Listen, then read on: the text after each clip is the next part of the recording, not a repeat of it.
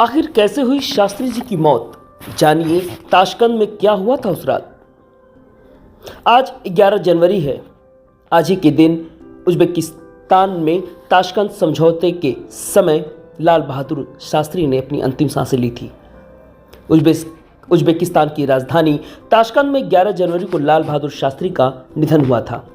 कहा जाता है कि हार्ट अटैक की वजह से उनका निधन हुआ था, तो वहीं यह भी कहा जाता है कि उनको जहर दिया गया था।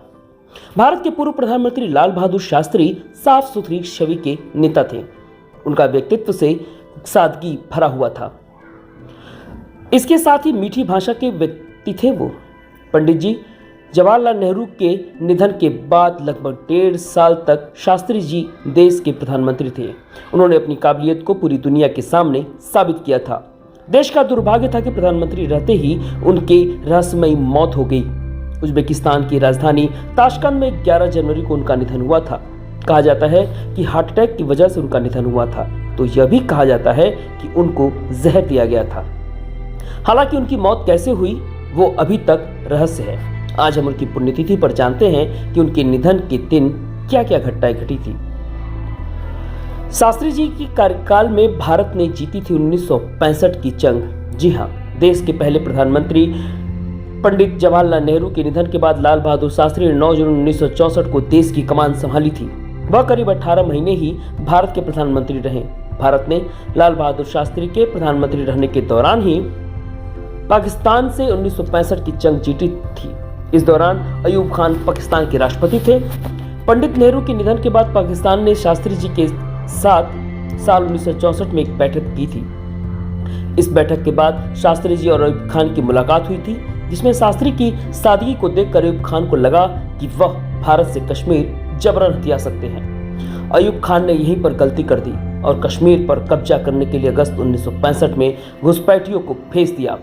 शास्त्री के सादगी से अयूब खान धोखा खा गया और पाकिस्तान को यह जंग भारी पड़ गई।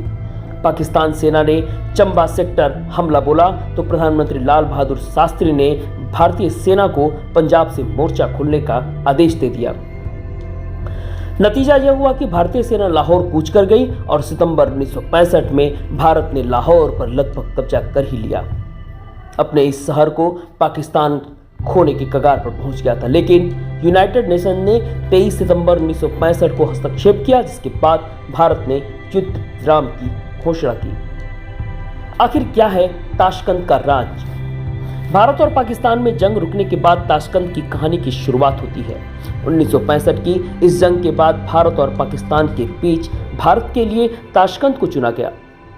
सोवियत संघ के तत्कालीन प्रधानमंत्री एलेक्सेई कोज़िगिन ने समझौते की पेशकश की थी। 10 जनवरी 1966 का ताशकंद में समझौते के लिए दिन तय किया गया था।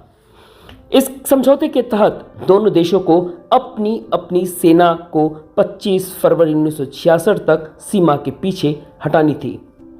समझौते पर हस्ताक्षर के बाद प्रधानमंत्री लाल बहादुर शास्त्री की 11 जनवरी की रात में रहस्यमयी परिस्थितियों में निधन हो गया। मौत से जुड़े कुछ रहस्य। बताया जाता है कि ताशकंद में हुए समझौते के बाद शास्त्री जी दबाव में थे। जानकार बताते हैं कि पाकिस्तान को हाजी पीर और टिथवाल वापस देने के कारण शास्त्री की भारत में आलोचना की जा रही थी।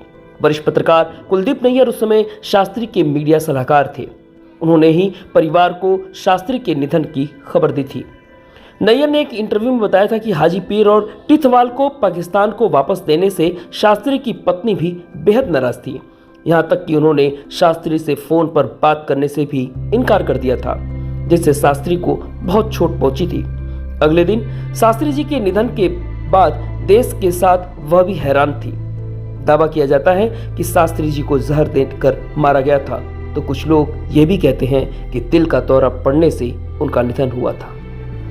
हालांकि जो भी कुछ हो, लेकिन लाल बहादुर शास्त्री का मौत जहां आज भी रहस्य बना हुआ है, वहीं लोग आज भी नम आंखों से अपने पूर्व प्रधानमंत्री को याद करते हैं।